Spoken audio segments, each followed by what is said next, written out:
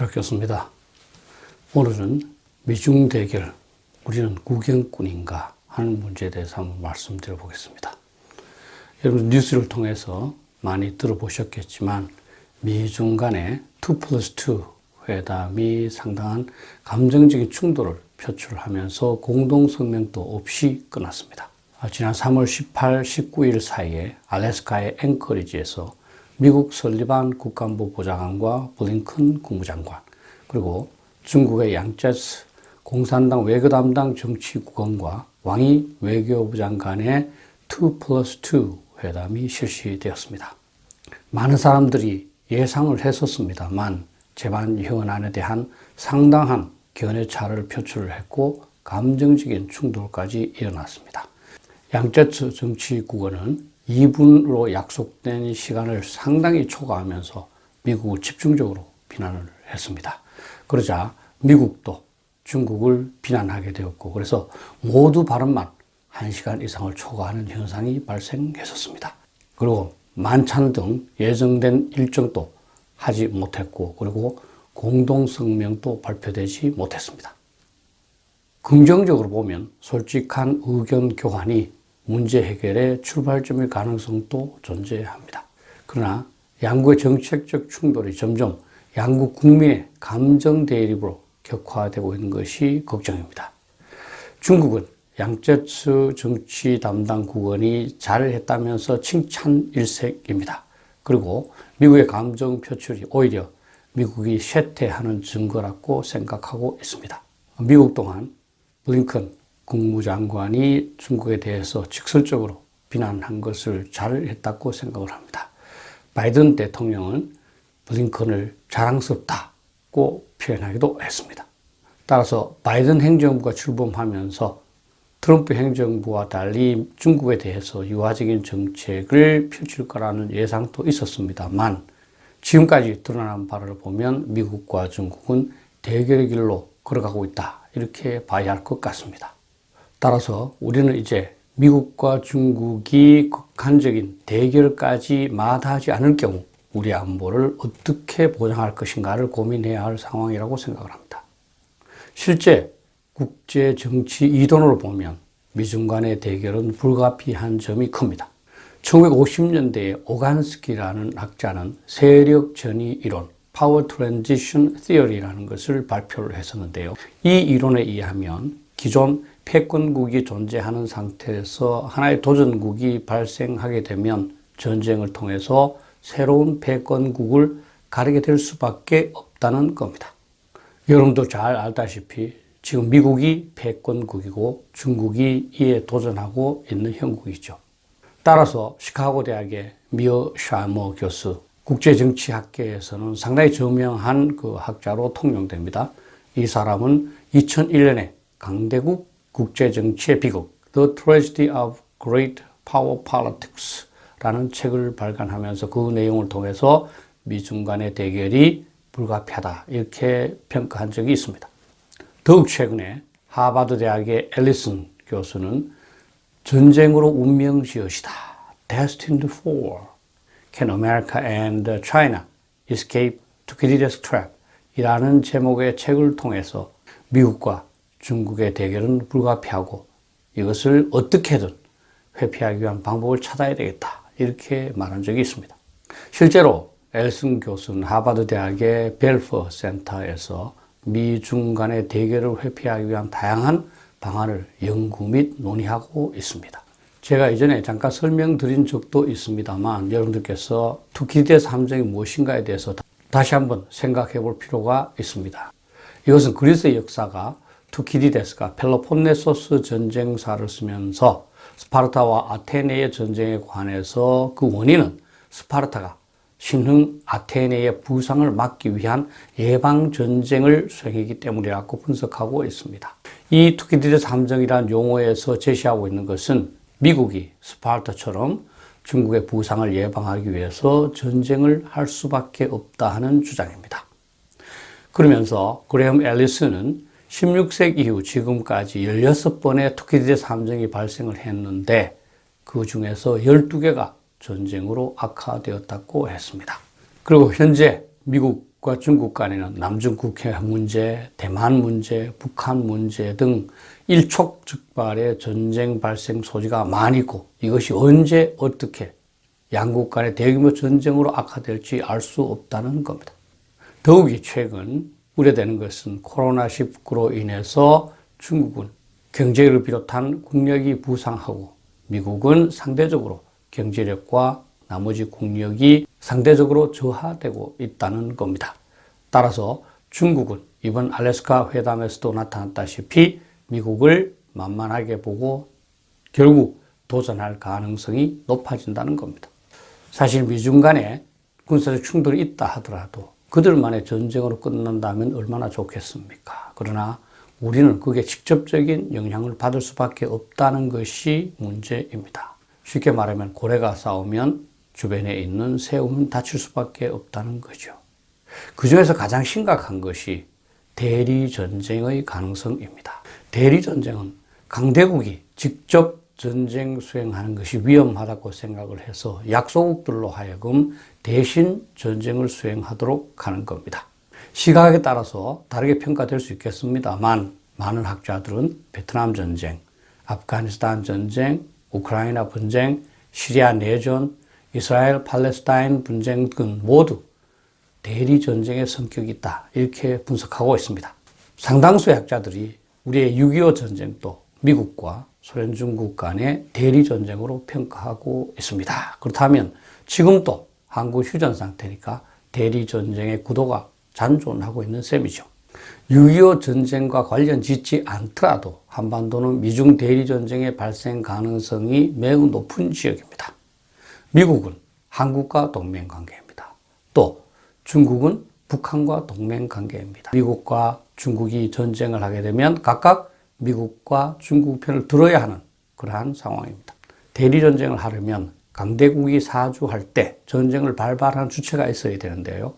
북한은 무력을 통한 적화 통일을 포기하지 않는 상태이고 따라서 중국만 만약에 승인하면 바로 남한을 공격할 수 있습니다. 실제로 중국은 한반도에서 전쟁이 일어나면 미국은 원거리에서 군사력을 투사해야 되기 때문에 미국이 불리할 것이라고 생각을 해서 한반도에서의 대리전쟁을 부추길 가능성이 굉장히 높습니다. 또 북한 입장에서 보더라도 경제는 말할 필요도 없고 체제 유지 차원에서도 상당한 문제점이 발생하고 있습니다. 따라서 북한의 입장에서 보면 남한간의 병합만이 자신의 유일한 생존책이다 이렇게 판단할 수 있습니다. 따라서 중국과 북한의 이러한 계산이 함께 결합될 경우 한반도에서 대리전이 충분히 발생할 수 있고 그렇게 되면 엄청난 민족의 비극이 발생할 겁니다. 이런 상황에 대해서 현 정부는 그다지 고민하지 않는 것 같습니다. 그러면서 현 정부가 표방하고 있는 것은 균형 외교입니다. 그런데 사실상은 친중 외교입니다. 한반도를 둘러싼 강대국들의 각축이 이렇게 첨예한데도 현 정부는 북핵 위협에 대해서도 전혀 대비하지 않고 있습니다. 또 미중 대결 상황에서 어떻게 하는 것이 한국의 최선의 외교 방책인지 별로 논의하지도 않고 고민하지 않는 것 같습니다. 말로는 균형 외교라고 하지만 실제로는 친중 외교 정책을 구사하고 있습니다. 이 친중 정책이 현 상황에 맞는지 안 맞는지에 대해서 깊은 토의가 있었다고 저는 생각하지 않습니다. 그리고 저를 포함한 많은 전문가들은 친중 외교로는 이 상황을 극복할 수 없다 이렇게 평가하고 있습니다. 실제 현 정부가 추진하는 바는 연미화중, 미국과도 동맹관계를 유지하면서 중국과 잘 지낸다는 것이고요. 또 안미경중, 안보는 미국, 경제는 중국과 협력한다는 그런 방향입니다. 그런데 이것은 말은 그럴듯하지만 실천하기는 어렵습니다. 그리고 그동안의 친중 외교 정책으로 인해서 중국은 한국을 이미 자기 편이라고 생각을 합니다. 이미 잡아놓은 고기라고 생각을 하면서 안하무인이고 한국의 입장은 전혀 고려하고 있지 않다는 겁니다. 이것은 우리가 지난 1월 18일 한미 외교 국방장관 회담을 하기 전에 중국의 언론에서 그렇게 평가한 바를 발표한 적이 있습니다. 그리고 실제로 18일 한미 외교 국방장관 회담에서 우리는 합의문을 발표했습니다만 아무런 내용도 없는 미사여구만 발표하고 말았습니다. 실제로 우리는 이미 중국한테 복속하고 있는 거 아닌가 하는 그런 의심을 지울 수가 없습니다. 우리의 한미 외교국방장관 회담과 달리 그 이틀 전에 열린 일본의 외교국방장관 회담 결과는 매우 다릅니다. 미일 외교국방장관 회담의 공동성명에서는 인도태평양 질서 유지를 위한 일본의 역할을 명시하고 있고 중국에 의한 강압 또 불안정한 행동을 적극적으로 비난하고 있습니다. 그리고 대만의 평화와 안정을 강조함으로써 중국이 대만을 공격할 경우에 미국과 일본이 대응할 수 있다는 점을 시사하고 있고요. 남중국해에 대한 중국의 불법적인 주장과 활동을 비판하면서 중국이 가장 민감하게 생각하는 홍콩과 위구르 자치구의 인권 상황까지 우려를 표명했습니다. 우리는 지금 중국의 눈치를 보면서 아무런 행동도 못하고 있는데 반해서 일본은 자신의 분명한 입장을 당당하게 제시하고 있는 거죠. 어느 외교 정책이 현 상황에 맞을지 역사를 지켜봐야 되겠습니다만 많은 전문가들은 친중국 일색의 현 정부 정책을 우려하고 있습니다. 실제로 제가 생각해도 우리의 생존책은 한미 동맹밖에 없는 것 같습니다. 책상머리에 앉아서 책만 읽고 고담 준론만 논하는 샌님에게는 아마 중립 외교가 최선의 답이라고 생각할 겁니다. 그런데 역사적으로 중립 외교가 성공한 사례가 별로 없습니다. 그런데다가 현재 북핵 위협이 있습니다. 북핵 위협이 없다면 중립 외교도 생각해 볼 수 있습니다만 북핵 위협이 있는데 핵무기 없는 한국이 어떻게 중립 외교로 생존을 보장할 수 있겠습니까? 다시 말하면 현재 한국은 미국의 핵우산 없이는 국가 안보가 불가능합니다. 중립 외교를 하려면 중국이 미국 대신 핵우산을 제공해 줘야 하는데 중국은 핵우산을 약속할 수도 없고 한 적도 없습니다. 오히려 중국은 북한이 한국을 공격할 경우 북한을 지원할 겁니다.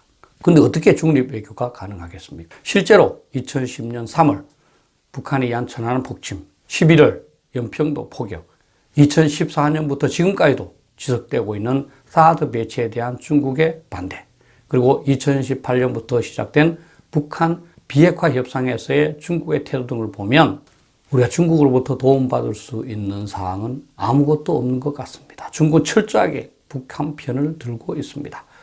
중국에게는 북한이 그들의 동맹국이기 때문입니다. 중립 또는 균형 외교와 같은 것은 수사와 환상에 불과합니다. 그것은 어떤 이유에서인지 모르지만 현 정부가 추진하고 있는 친북 정책, 친중 정책을 정당화하기 위한 미명에 불과한 것 같습니다. 이제 우리는 그러한 잘못된 방향에서 벗어나 한미동맹을 강화하고 이를 통해서 북핵 위협을 억제해야 합니다. 한미동맹 이외에 북핵 위협으로부터 우리를 지킬 수 있는 방안이 있다면 한번 말씀해 보세요. 한국이 친중 정책을 통해서 한미동맹을 약화시킬수록 북한은 유사시에 핵우산이 제공되지 않을 수 있다고 생각을 하면서 한국을 공격해서 병합하고자 할 겁니다. 우리의 친중 정책이 오히려 북한의 도발을 부추길 수 있다는 겁니다. 어떤 상황에서도 가장 중요한 것은 자주국방과 총력안보입니다. 우리가 한미동맹에 의존하고 있다 하더라도 미국과 중국이 충돌할 경우 자체 방어력이 전혀 없다면 우리는 희생자, victim, prey가 될 수밖에 없다는 겁니다. 이것은 한말의 조선 역사를 통해서 우리가 너무나 생생하게 경험했던 전형적 사례입니다. 따라서 우리는 북한의 침략을 억제하기 위한 전반적인 대비 태세를 강화해야 하고요. 군사력 증강 속도도 좀 더 가속화할 필요가 있습니다. 그리고 1970년대와 80년대 우리 국민들에게 확산되었던 총력 대비 태세를 다시 한번 재강조하면서 점검하고 이를 통해서 북한의 도발을 억제할 수 있어야 합니다. 그럼에도 불구하고 우리의 재래식 군사 대비만으로는 한계가 있을 수밖에 없습니다. 북한은 핵무기를 갖고 있기 때문입니다. 따라서 미국의 군사력으로 보완해 나가야 합니다. 그래서 한미 양국군의 북핵 억제 태세 협의 및 보강 노력을 당연히 강화해야 합니다. 그리고 한미연합훈련을 강화해야 되겠죠. 그리고 무엇보다도 전시작전통제권 환수, 즉 한미연합사령관을 한국군 대장으로 임명하는 계획은 연기할 필요가 있습니다. 우리가 사령관이 되면 미군은 부사령관이 되면서 한반도 전쟁 억제와 방어에 대한 책임을 면제받게 되기 때문입니다. 부사령관이 되면 당연히 책임의식이 약해지고 유사시에 미국의 핵 우산을 끌어오는데 소극적이 되지 않겠습니까? 여러분들께서 너무나 잘 아시겠지만 한미동맹은 현재 우리에게 유일하면서도 절대적인 생존책입니다. 이에 반해서 친중 정책은 비현실적일 뿐만 아니라 망국적입니다. 많은 전문가들이 저와 같은 비슷한 얘기를 합니다만 현 정부는 전혀 듣지 않습니다. 대통령과 정부 고위 인사들 어떤 비전 하에 우리나라를 이끌고 가고 있는지 정말 궁금하고 그리고 답답할 뿐입니다. 감사합니다.